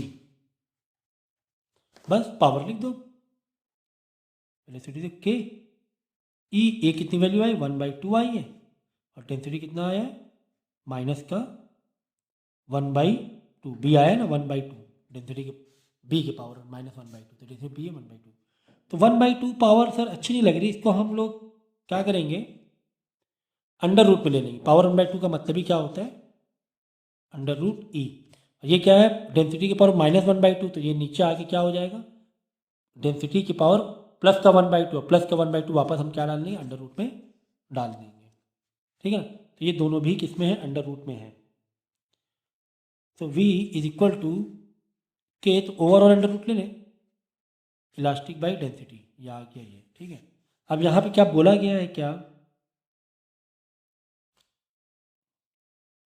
ठीक है, तो k के बारे में कुछ खास कुछ इन्फॉर्मेशन नहीं दी है कांस्टेंट वैल्यू के बारे में, तो k हम क्या मान लेंगे 1 मान लेंगे, तो k भी यहाँ से हटा दो, तो under root E by rho आ जाएगा आंसर, ठीक है, समझ गए। तो इस तरह हमने देखो फॉर्मूला बना लिया, तो यहाँ पर तो हम सामने सामने रख रहे थे, लेकिन एक्चुअली में ये था फॉर्मूला जो हमने क्या किया इसके डायमेंशनल को कंपेयर किया, ठीक है। तो ये क्वेश्चन तुम्हें ना समझे तो 2 से 3 बार वापस फिर से है ना बैक करके देख लेना, समझ में आ जाएगा, ईजी है, ज़्यादा टफ तो नहीं था, क्योंकि यहाँ पे ए बी किसी किसी में सी भी रहता है, 3 यूनिट होते हैं, तो ए बी सी तो थोड़ा सा सिंप्लीफिकेशन करने में लेंदी हो जाता है, ओके। यहाँ पे ए और बी था, एक और डायरेक्ट मिल रही थी हमें आंसर, तो ये बहुत आसान सा हो गया था। अब ये देखो ये क्वेश्चन बहुत ज़बरदस्त है, फॉर्मूले बेस पर ही है, इसमें लिखा हुआ है कि 4, तो नेक्स्ट क्वेश्चन हमारे पास है find the dimension of constant A cross be in relation, मतलब एक फॉर्मूला दिया हुआ है, एक रिलेशन दिया हुआ है, E is equal to B minus x square upon E T, ठीक है ना। तो ए एक्सेलरेशन नहीं है, ए मतलब एक कांस्टेंट है, कोई है कांस्टेंट, बी भी कोई कांस्टेंट है, ठीक है। तो हमें ए क्रॉस बी यानी ए का यूनिट, ए का डायमेंशनल फार्मूला जो भी आएगा इस फॉर्मूले, बी का डायमेंशनल फार्मूला जो भी इस फॉर्मूले से आएगा, उन दोनों का प्रोडक्ट का डायमेंशनल फार्मूला निकालना है। तो पहले ए का तो निकाल लें, फिर बी का निकाल लेंगे, फिर ए क्रॉस बी कर देंगे, मल्टीप्लाई बी कर देंगे, ठीक है ना। तो in this formula where E is the energy, X is the distance and T is the time, energy मतलब वर्क, ओके। तो मैं क्या करता हूँ पहले तो इस फॉर्मूले को लिखेंगे जो आपको दिया हुआ है, ठीक है। और ये जो फॉर्मूला ये जो क्वेश्चन हम लोग करेंगे प्रिंसिपल ऑफ होमोजेनिटी बेस पे करेंगे। प्रिंसिपल ऑफ होमोजेनिटी मतलब जहाँ पे जब कोई फॉर्मूले में इक्वेशन होती है तो दोनों साइड के जो डायमेंशंस होते हैं वो सेम होते हैं, उसे बोलते हैं प्रिंसिपल ऑफ होमोजेनिटी, ठीक है। तो फॉर्मूला आपको दिया हुआ है E is equal to B minus x square upon A T, ठीक है, ठीक है सर। तो एक काम करते हैं, ए टी को पहले ऊपर ले लें, a multiply a t is equal to B minus x square, okay, ठीक है ना। तो यहाँ पर देखो एक चीज़, यहाँ पे समझो कॉन्सेप्ट को, देखो बी और एक्स के बीच में क्या है माइनस है, ठीक है ना, बी और एक्स के बीच में सिंबल कौन सा माइनस है। तो मैंने क्या कहा था कि प्लस और माइनस में हमें क्या करना है, प्लस और माइनस से क्या होता है कि उनके जो डायमेंशन है वो क्या होते हैं इक्वल होते हैं। यही तो मैंने बताया था कि दो क्वांटिटी अगर ऐड या सब्ट्रैक्ट हो रही है इसका मतलब पक्की बात है उनके डायमेंशन क्या है इक्वल है, ये याद रखना, ठीक है। मल्टीप्लाई डिवाइड में तो कोई दिक्कत नहीं है, आप अलग डायमेंशन को भी मल्टीप्लाई डिवाइड कर सकते हैं, ठीक है, एरर वाले रिवीजन में मैंने कराया था, ठीक है। तो प्लस और माइनस में नहीं होता है, तो यहाँ पे अगर माइनस हो रहा है दो क्वांटिटी इसका मतलब दोनों के डायमेंशन क्या है इक्वल है, ठीक है, ये समझ में आ गया। इसका मतलब ई ए टी ये दोनों same is equal to B is equal to x square, समझिए ना, ये तो सेम ही है ना, ये दोनों डायमेंशन क्या है, सेम है। तो यानी ये इसके बराबर है और ये इसके भी बराबर है, ठीक है ना। बी और एक्स स्क्वायर आपस में इक्वल है, ठीक है ना। और e a t b minus x को पूरे में इक्वल है, तो यानी कि इसका जो ये जो आएगा ये पूरा, ये तो पूरा क्या एक ही टर्म है ना, ये इसके भी बराबर होगा, मतलब इसका जो डायमेंशन होगा इसके भी बराबर होगा, एज वेल एज इसके भी बराबर होगा। क्यों? क्योंकि ये दोनों आपस में बराबर है। जब ये इसके बराबर है और ये इसके बराबर है तो ये इसके बराबर होगा। तो यार हमें बी का तो मालूम पड़ ही गया यहीं से। क्यों? क्योंकि एक्स क्या दिया था, एक्स बोला दिया गया था कि ये डिस्टेंस है हमारा। एक्स क्या बोला गया था, डिस्टेंस है। तो निकाल लो b is equal to x square, यही तो है, b is equal to x square. सही है, b is equal to x square, ठीक है ना। तो एक्स क्या है हमारा, डिस्टेंस, ये गिवन था, इट इज गिवन, यानी B is equal to distance मतलब एल, एल का स्क्वायर, ये तुम्हें मालूम पड़ गया। बी की वैल्यू तो मालूम पड़ गई, एल स्क्वायर आई है। इसका मतलब ई ए टी भी एल स्क्वायर के बराबर हो जाएगा। हाँ, क्योंकि e a t is equal to b है। चलो अब हम क्या करेंगे इसके बाद, इसके बाद क्या करेंगे, इसको इसके डायमेंशन ओपन, बी हमें मालूम पड़ गया, हमें ए क्रॉस बी पता करना था, बी हमें एल स्क्वायर मालूम पड़ गया। अब इसके बाद क्या करेंगे, एनर्जी का डायमेंशन डाल देंगे, टी का डायमेंशन डाल देंगे और सबको इधर भेज देंगे और टी का डायमेंशन, ए का डायमेंशन निकाल लेंगे, ठीक है ना। ओके, तो एनर्जी ई फॉर क्या है, एनर्जी लिखा हुआ है, सब लिखा हुआ है, एनर्जी टी टाइम है, ये लिखा हुआ है, ठीक है ना। तो टी टाइम है एम एल टी में, टी स्मॉल टी टाइम मतलब कैपिटल टी में दिखाते हैं हम लोग एम एल टी में टी को, ठीक है। ए तो हमें ढूंढना ही है क्या है, और एनर्जी के लिए बताओ क्या है, एनर्जी मतलब वर्क, वर्क मतलब बोलो फोर्स इनटू डिस्प्लेसमेंट, फोर्स की डायमेंशन यूनिट तो याद ही होगी ना, ठीक है। तो मैं फिलहाल यहाँ पे देख लो डायरेक्ट दिखा दे रहा हूँ, M L square T minus two, ठीक है। ये सब आपको वैसे याद होना चाहिए, आप है ना चाहो तो निकाल लेना। वर्क मतलब energy, work is equal to force into displacement, displacement का तो हो गया सिंगल एल, फोर्स का, फोर्स मतलब न्यूटन मीटर, न्यूटन को भी ओपन कर देना और पूरा निकाल लेना, ठीक है। लेकिन समझ लो आपको बेसिक एम एल टी याद होनी ही चाहिए, नहीं तो बहुत टाइम, एक एक नंबर के लिए बहुत टाइम बर्बाद हो जाएगा। तो M L square T minus two, M L square T minus two, यहाँ पे लिखोगे ई के लिए m L square T minus two is equal to l square, a को यहीं छोड़ो, बाकी सबको यहाँ पे डिवाइड में आ जाएगा, M L square T minus two, यहाँ पे सॉल्व करने क्या, टी माइनस टू और ये प्लस वन, तो minus two plus one minus का one, T minus one, okay, ठीक है। तो एल स्क्वायर तो कट ही गया, यानी ए आ गया, एल तो ज़ीरो ही आ गया ना, चलो एम माइनस वन, एम ऊपर जाएगा, एल तो ज़ीरो ही हो गया और टी ऊपर जाके प्लस वन हो जाएगा, एम माइनस वन, ठीक है, एल ज़ीरो। तो ये आ गया ए का। तो हमें ए और बी का अलग अलग नहीं पूछा गया था, हमें ए और बी का अलग अलग, कभी कभी एग्जाम में बताते हैं ए और बी का अलग अलग पूछते हैं, ए और बी का बताओ, तो ए और बी का बता देंगे हम लोग, बी का ये है, ए का ये, लेकिन हमें बोला गया है ए क्रॉस बी बताओ, हमें क्या बोला गया, ए मल्टीप्लाई बी बताओ, यानी दोनों को हम, दोनों के यूनिट को हम क्या कर देंगे, दोनों के डायमेंशन को मल्टीप्लाई कर देंगे। तो एम तो माइनस वन ही रहेगा, टी तो टी रहेगा, एल तो यहाँ पे टी है, यहाँ पर एल है ही नहीं, तो कुल मिला के एल टू आ जाएगा, तो यह आ गया ए क्रॉस बी। इसी तरह अगर पूछा जाता ए डिवाइड बाई बी, तो ए के डायमेंशनल को बी के डायमेंशनल डिवाइड कर देते हैं हम लोग, ठीक है ना, एम माइनस वन एल के पावर टू, टी आंसर आ गया हमारा, तो समझ गए। तो ये किस पर होगा, किस बेस पर क्वेश्चन है, प्रिंसिपल ऑफ होमोजेनिटी, जहाँ पर अगर एक इक्वेशन है तो दोनों साइड की यूनिट क्या होती है, डायमेंशनल बराबर होते हैं, ठीक है, यूनिट भी और डायमेंशन दोनों ही बराबर होंगे, लेकिन प्लस और माइनस से ये मालूम होना चाहिए कि दिस इक्वल टू दिस होगा and again this equal to this होगा, क्योंकि ये आपस में क्या होते हैं, इक्वल होते हैं, ठीक है, ये याद रखना।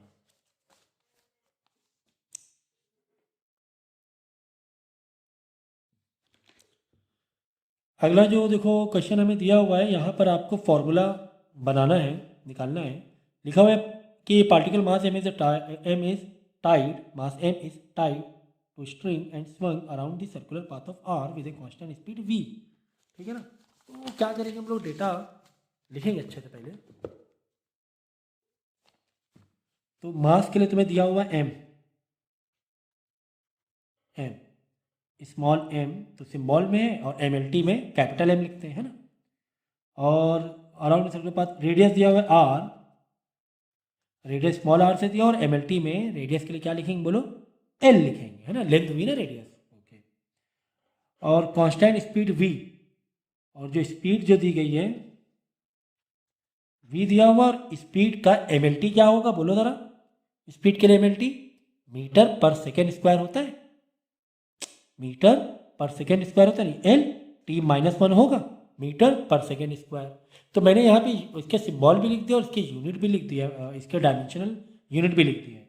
अब हमें फॉर्मूला बताना है सेंट्रीपिटल फोर्स का, तो यानी कि force is equal to something चाहिए हमें, फोर्स इज इक्वल टू एक कांस्टेंट वैल्यू के लगा लो और एम वी आर, ये एम वी आर तो तुम्हें दिया, इन्हीं से फॉर्मूला बनाना है। तो एम के ऊपर पावर ए, नहीं पता पावर क्या है, वी के यानी वेलोसिटी के ऊपर पावर बी, एंड आर यानी रेडियस के पावर सी, यानी कुछ इसमें पावर आएंगे, ये हमने लगा लिया। ठीक है, अब हम क्या करेंगे, अब ये भी कहीं ना कहीं प्रिंसिपल ऑफ होमोजेनिटी जैसा होगा कि यहाँ पे जो डायमेंशन होगा फोर्स के लिए वो यहाँ के बराबर होगा, ऐसे ही तो होगा, हाँ सर ऐसे ही होगा। तो क्या करेंगे, फोर्स को ओपन करेंगे, यानी कि फोर्स का डायमेंशन यूनिट बताओ क्या है, फोर्स का डायमेंशनल फॉर्मूला क्या है, force is equal to what, mass into, बोलो मास इंटू एक्सेलरेशन। मास के लिए क्या होगा किलोग्राम, एक्सेलरेशन के लिए मीटर पर सेकेंड स्क्वायर, तो इसको एमएलटी में बदल दो सीधा सीधा। तो ये देखो फोर्स के लिए बन जाएगा एम एल, सेकेंड का स्क्वायर है तो एम एल टी, सेकेंड पर स्क्वायर है तो M L T minus two, M L T minus two, ठीक है ना। तो यहां पर क्या करोगे, प्रिंसिपल ऑफ होमोजेनिटी से ही हम लोग करेंगे इसे, यहां लिखेंगे एम के ऊपर एक ही है power L T minus two is equal to K. यहाँ पर देखो, यहाँ पर अब यहाँ पे ओपन करो ज़रा, ठीक है, ये आप अभी मत करो, ए बी, चलो ओपन कर दो कोई बात नहीं। तो एम के लिए क्या होगा, मास होगा तो कैपिटल एम के ऊपर ए, वेलोसिटी के लिए क्या होगा बोलो, वेलोसिटी के लिए इसको पहले आप डायमेंशन यूनिट क्या करो, ओपन कर लो, तो थोड़ा ज़्यादा इजी हो जाएगा। काम करते हैं, इस स्टेप को अभी मत दिखाओ, चलो ये चलो फिर से मैं बता रहा हूँ। चलो देखो हमने क्या किया, फोर्स इज इक्वल टू के एम वी आर किया हमने, ठीक है, के कांस्टेंट वैल्यू लगे एम वी आर कर दिया क्योंकि एम वी आर तुम्हें दिया हुआ था। फोर्स की हमने डायमेंशन यूनिट ओपन की, क्या, M L T minus two is equal to K. यहाँ पर भी क्या करो, एम के लिए डायमेंशन यूनिट ओपन कर देंगे, एम के लिए क्या हो जाएगा, एम ही होगा, वी के लिए बोलो क्या होगा, वेलोसिटी के लिए मैंने यहाँ पे लिख दिया एल टी माइनस वन होगा, टी माइनस वन, ओके, और आर के लिए क्या होगा, एल होगा, ओके। तो यहाँ चाहो तो आप फॉर्मूला आप डाल सकते हो, एम के लिए हमने क्या लिया था, यहाँ पे पावर ली थी ए, इसको दे दो पावर बी, इसको पावर दे दो सी, तो यहाँ पे क्या हो जाएगा ए, इसके पावर दे दो बी और इसको पावर दे दो सी, ठीक है, ओके। एक एग्जाम्पल हम लोगों ने किया हुआ है इसे, ठीक है ना, इसमें कोई दिक्कत तो नहीं है, ओके। तो अब हम क्या करेंगे, कंपैरिजन करेंगे, क्या करेंगे, कंपैरिजन करेंगे। यहाँ पे देखो m के ऊपर क्या बैठा है, 1 बैठा हुआ है, तो अब क्या करो मालूम, एक बार और थोड़ा सिंप्लीफाई कर लो क्योंकि l के पावर स्क्वायर हो रहा है ना। चलो थोड़ा सा ओपन कर, एक और स्टेप बढ़ा, मतलब मेंटल मैथ इतनी मत करो, तो सबको पहले सेपरेट पावर दे दो, l के ऊपर यहाँ पे b ओवरऑल b है ना, यहाँ पे माइनस बी क्योंकि minus into B minus B, L की पावर यहाँ पे सी, ठीक है। इसके बाद देखो M one L T minus two, देखो ये एल एल मल्टीप्लाई में इनकी पावर क्या हो जाएंगी, प्लस हो जाएंगी, बाकी तो कुछ नहीं है, के एम की पावर एल यहाँ पे हो जाए एल बी प्लस सी हो जाएगा, पावर आपस में क्या हो जाएंगी, प्लस हो जाएंगी, टी माइनस बी, ओके। हाँ अब ज़्यादा सही दिख रहा है, नहीं तो इतनी मेंटल मैथ करते दिक्कत होती है आपको। अब यहाँ पे देखो m के ऊपर 1 है, यहाँ पे m के ऊपर a है, तो ये तो मालूम पड़ गया क्या कि a इज इक्वल टू 1 आ रहा है, बेस बेस सेम तो पावर भी आपस में इक्वल। यहाँ पर l के ऊपर 1 है और इधर l के ऊपर b प्लस सी है, तो ये हो जाएगा b plus C, b plus C is equal to 1, नहीं सॉल्व भी नहीं हुआ, ठीक है, इसको तो तुम होल्ड करो अभी, ओके। तीसरा और टी वाला ले लो, यहाँ पे टी को माइनस टू या माइनस बी, यानी minus two is equal to minus B है ना, बेस बेस सेम तो पावर भी माइनस करके बी इज इक्वल टू आ जाएगा, बी इज इक्वल क्या आ गया, 2 आ गया। बस अब ये वाली सॉल्व कर लो क्योंकि बी मालूम पर ये तो पता ही चल गया 1 है, बी कितना है 2 है, और यहाँ पे ये वाली इक्वेशन उठाओ, यहाँ पे b की वैल्यू डालो 2, तो 2 उधर जाके माइनस -1 आ जाएगा c, है ना। यहाँ पे डालोगे 2, उधर जाके माइनस होगा 1 -2 तो -1 आ जाएगा, c आ गया -1। ओके, तो a b c आपकी वैल्यू आ गई। a आया 1, c आया -1, b आ गया 2। बस अब इसी को वापस फॉर्मूला, और k को तुम लेट कर लो 1, क्वेश्चन वैल्यू कुछ दी नहीं तो k को कर लो 1, तो k हटा दो। अब देखो एम वी आर कैसे लिखेंगे, force is equal to M के ऊपर ए था, वी के ऊपर बी था, आर के ऊपर सी था ना, ए बी सी। तो चलो अब इन्हीं की वैल्यू डाल लो। Force is equal to M के ऊपर ए है, ए का है 1 है तो एम ई 1 रहेगा, वी के ऊपर बी है, बी की वैल्यू कितनी है 2 है, यानी वी के ऊपर 2 आ जाएगा। आर की पावर सी है तो सी कितना आया -1 आया, ठीक है ना, -1 आया तो आर -1, तो आर -1 तो क्या करेंगे हम लोग नीचे लिख देंगे इसे, -1 है ना, आर नीचे लिख दो, ये देखो आ गया हमारा M V square by R, force is equal to M V square by R. समझ गया ना। तो हमें करना क्या होता है, ये वाला अभी क्वेश्चन एक और किया था हमने, हमें एम दिया था, हमें आर दिया था, हमें वी दिया था, हमने इनके क्या कर दिया डायमेंशनल भी एक ही बार में लिख लिया, टाइम बच जाएगा, तो एम एल और वी का एल टी -1 कर दिया। अब हमने फॉर्मूला क्या दिया था, फोर्स का रिलेशन दिया था एम वी आर से, तो हमने के कांस्टेंट वैल्यू लगाई और एम वी आर, एम के ऊपर ए दे दिया, वी के ऊपर बी दे दिया, आर के ऊपर सी दे दिया, ठीक है। अब फोर्स की डायमेंशन जो हमें याद थी एम एल टी -2 होती इज इक्वल टू के, एम के ऊपर ए है, एल टी -1, यानी देखो यहाँ पे वी की, अब हमने क्या किया इसके डायमेंशन ओपन कर दी, स्मॉल एम मतलब कैपिटल एम, स्मॉल एम मतलब कैपिटल डायमेंशनल में, सिंबल और वो दोनों एक ही है, capital M L T -1, V का एल टी -1 की पावर बी देना है हमें, फिर आर के ऊपर पावर सी, आर मतलब एक रेडियस होता है, एक लेंथ होता है, एल के ऊपर सी हमने दे दिया, ठीक है ना। अब हमें क्या करना है, पावर को पहले अंदर अंदर ओपन कर दो, ब्रैकेट्स ओपन कर दो, तो एम वन एल टी -2 चल ही रहा था, एम के ऊपर ए है, इधर एल के ऊपर बी आ जाएगा, टी के ऊपर -1 इंटू बी, टी के ऊपर -b आ जाएगा, एल के ऊपर सी आ जाएगा। अब दोनों को आपस में इक्वेट कर दो, या तो पहले एक और स्टेप कर लो, एल और एल सॉल्व हो रहे थे ना, एल इंटू एल यानी पावर आपस में प्लस बी प्लस सी, ठीक है। अब इसको थोड़ा सिंप्लीफाई करके यहाँ लिख दिया। अब कंपैरिजन कर लो, यहाँ पे एम की पावर 1 है, यहाँ ए यानी ए इज इक्वल टू 1 हो जाएगा, यहाँ पे एल इज इक्वल टू 1 है पावर, यहाँ पे एल के ऊपर बी प्लस यानी B plus C is equal to 1।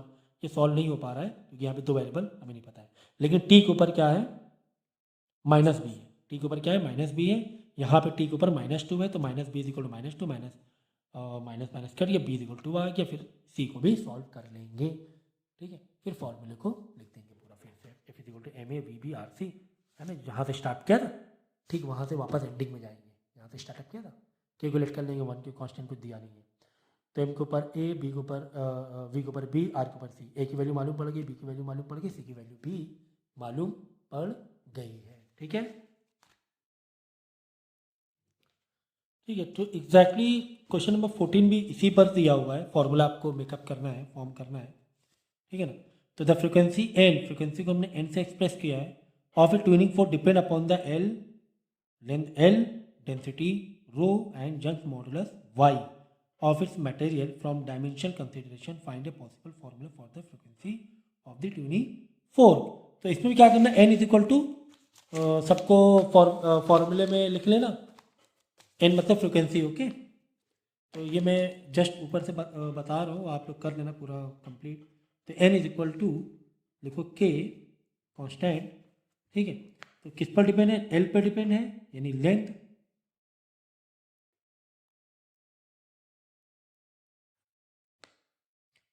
of the prong, the density rho and Young modulus y, ठीक है ना। तो अब फिर दोनों साइड क्या कर देंगे हम, दोनों साइड इनके डायमेंशनल यूनिट या डायमेंशनल फॉर्मूला लिख देंगे। तो फ्रीक्वेंसी तो मालूम होना चाहिए कितना होता है, m0 होता है, L0 होता है, t -1 होता है, तो इसका फ्रीक्वेंसी का 1/t होता है ना, frequency is equal to what, अरे भाई frequency is equal to 1/t यानी t -1 हो गया, ठीक है। के तो इधर क्या करो, एल के ऊपर समथिंग ए दे दो फॉर्मूला, डेंसिटी को बी दे दो, यंग मॉडुलस सी दे दो, ठीक है ना। तो अब इसको क्या करो, इसके बाद इसके भी आप डायमेंशन ओपन कर दोगे। तो m0 L0 है, t -1 है, k कांस्टेंट है, तो l के लिए तो क्या होगा बताओ, लेंथ है तो कैपिटल मतलब लेंथ है तो कैपिटल L हो जाएगा, लेंथ है ना, लेंथ है, तो क्या हो जाएगा कैपिटल L की पावर a। अब डेंसिटी के लिए बताओ क्या होगा। देखो density is equal to what, density is equal to mass upon volume. Mass के लिए क्या होगा, कैपिटल एम, है ना, किलोग्राम मतलब कैपिटल एम, ओके। और वॉल्यूम के लिए क्या होगा, एल का पावर 3, और ऊपर जाएगा तो एल की पावर -3 हो जाएगा। तो डेंसिटी का आ जाएगा एम एल की पावर -3। यंग मॉडुलस आ गया, तो यंग मॉडुलस के लिए आप क्या करोगे, यंग मॉडुलस का फॉर्मूला डालोगे, है ना। यंग मॉडुलस भी तो है, देखो यंग मॉडुलस वाई, तो यंग मॉडुलस फॉर्मूला डाल के इसके भी हम लोग क्या करेंगे, एमएलटी निकाल लेंगे। तो फिलहाल मैं यहाँ पे डायरेक्ट दिखा दे रहा हूँ और टाइम बचाने के लिए, ठीक है ना। इलास्टिसिटी का फॉर्मूला डाल देना यंग मॉडुलस में, ये देखो।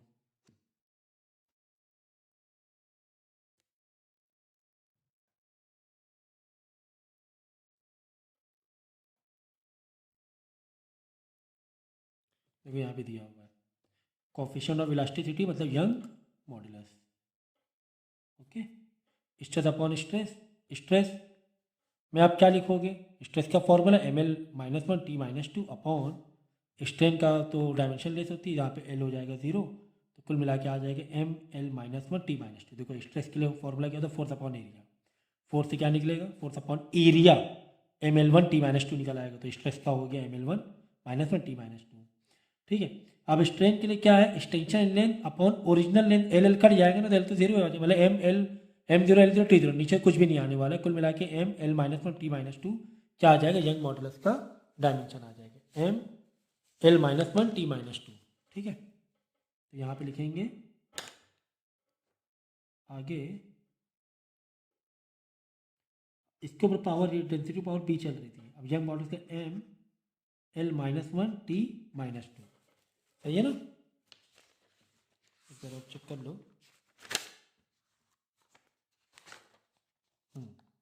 ml-1 t-2 के ऊपर पावर क्या चल रही है, c चल रही है, यही था ना, है ना। एल के ऊपर लेंथ एल, कैपिटल एल के ऊपर ए, डेंसिटी के लिए ml-3 के पावर b, यंग मॉडुलस के ऊपर c चल रहा है, तो ml-1 t-2 c। अब क्या करो, सारे पावर को हम लोग क्या भेज देंगे, अंदर भेज देंगे, जितने पावर्स हैं उनको क्या करेंगे, बिल्कुल सिंप्लीफाई कर देंगे, तो थोड़ा सा और हमारे लिए इजी हो जाएगा। देखो ml-3 की ओवरऑल पावर क्या है, b है, यानी कि m के ऊपर भी b है, l को -3 इंटू b, -3b हो गया।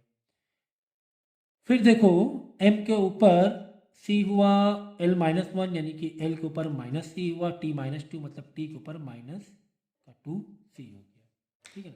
अब हम लोग क्या करेंगे, m को एक तरफ सॉल्व कर लेंगे, यानी कि बेस सेम, तो पावर आपस में प्लस हो जाएंगी, b प्लस सी। फिर क्या करेंगे, एल को भी पावर इनकी सॉल्व करेंगे, तो -3b -c, एल 2 ही है ना, -3, ठीक है। फिर क्या करेंगे, टी तो एक ही है, तो टी के ऊपर -2c होगा, और कुछ बचा है क्या, एक एल और बच रहा था यहाँ पर, एक एल देखो हमने मिस कर दिया, एल के ऊपर ए है तो यहाँ पे ए लगा दो, ठीक है, ए -3b -c, ओके। और यहाँ पर क्या कहानी चल रही है, यहाँ पे m0 l0 t-1, बस इक्वेट करते जाओ, इक्वेट करते जाओ, कैसे, यहाँ पे बेस और बेस सेम इक्वल टू में क्या होता है, बेस सेम होता है, पावर आपस में इक्वेट हो जाती है, तो 0 is equal to b plus सी।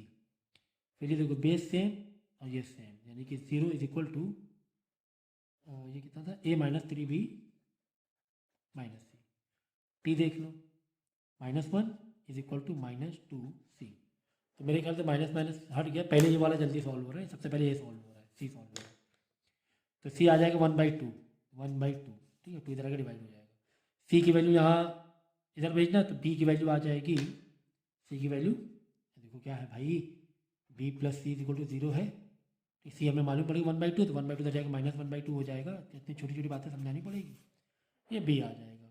तो हमें ए भी मालूम पड़ गया, हमें बी भी मालूम पड़ गया, हमें बी भी मालूम पड़ गया, सी की वैल्यू यहाँ से निकाल लेंगे।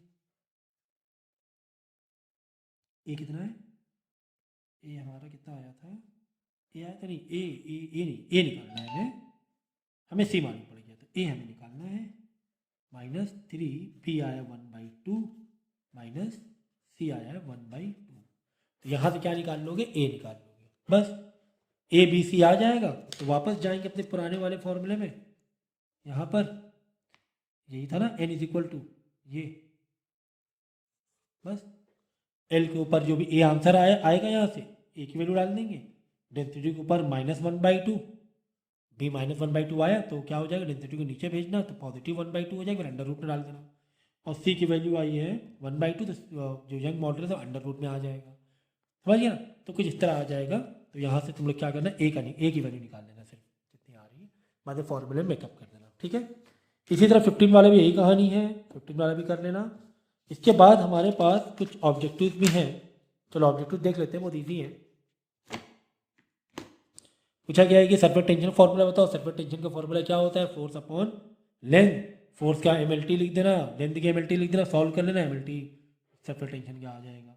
बाद में बोला गया dimension formula for universal gravity, capital G तो अभी बताया हमने, ठीक है, फिर स्टार्टिंग में बताया था। फिर फार्मूला फॉर इम्पल्स का देख लेना, इम्पल्स का फॉर्मूला कितना क्या आ रहा है उस पर। ये r t is the van der Waals gas equation where p v t are the pressure, v is the volume, t is the temperature, a b c are the constant, equation the dimension formula a. तो ये उसी तरीके से कर लेना जो ये वाला क्वेश्चन कराया था हम लोग ने, ए और बी निकाला था। ए और बी निकालने के बाद उन दोनों क्या कर दिया था, आपस में मल्टीप्लाई कर दिया। तो फिर मल्टीप्लाई नहीं करना है उसमें, ए को अलग बताना है, बी को अलग बताना है, सी को अलग बताना है, तो कर ले तो और ईजी हो जाएगा ना। ये वाला तो हम लोग ने कर चुके हैं, ये वाला हम लोग कर चुके हैं, ठीक है। इसके बाद हमें बोला गया a force F is given, F is equal to 80 plus B T square, wait is time, the dimension of A and B are. ये वही चीज़ है, ये बिल्कुल अभी हम लोग ने इसी तरह क्वेश्चन किया था होमोजेनिटी बेस पर, ठीक है। ए क्रॉस बी निकाला था, तो हमें ए एंड बी अलग अलग निकालना है, तो अलग अलग निकाल लेना, क्या दिक्कत है। एफ का M L T A T के बराबर हो, क्योंकि यहाँ पे प्लस है, यानी इन दोनों डायमेंशन इक्वल है, यानी फोर्स की जो भी एम एल टी होगी वो ए टी के बराबर होगी, फोर्स की M L T B T square के बराबर भी होगी, यानी इन दोनों के आपस में इक्वल है, इन दोनों क्या आपस में इक्वल है। तो फोर्स और ए टी के एम एल टी आपस में इक्वल करना, यहाँ से ए आ जाएगा, ए इज सी, ए तुम्हारा कांस्टेंट है, एक्सेलरेशन मत समझना, यहाँ लिखा हुआ है ए कांस्टेंट है, ठीक है ना। मतलब एक को निकालना है, एक में अननोन है, यहाँ पे एक्सेलरेशन में एक्सेलरेशन डाल के एमएलटी डाल दो, ये हमें नहीं मालूम है, ऐसे सोचो, ठीक है ना। तो एफ के यहाँ डालना, इधर ए टी, मतलब टी का तो टी कैपिटल T1 हो जाएगा, ए हमें पता नहीं, एफ पता है, तो यहाँ डिवाइड हो जाएगा, ए आ जाएगा। फिर F also is equal to B T square, है ना, F also is equal to B T square. अब टी स्क्वायर मतलब कैपिटल टी स्क्वायर, फोर्स का हमें मालूम है एमएलटी क्या होता है, कैपिटल इसके तरह के डिवाइड हो जाएगा, तो बी का आंसर आ जाएगा, समझिए। तो इस तरह एमएलटी हम लोग निकाल सकते हैं। बाद में कुछ थ्योरेटिकल है वो आप लोग कर लीजिएगा, इतना चैप्टर आपने समझाया हुआ है, ये चैप्टर आपका ओवर होता है। जितने भी इंपॉर्टेंट क्वेश्चन थे वो तो हम लोगों ने कर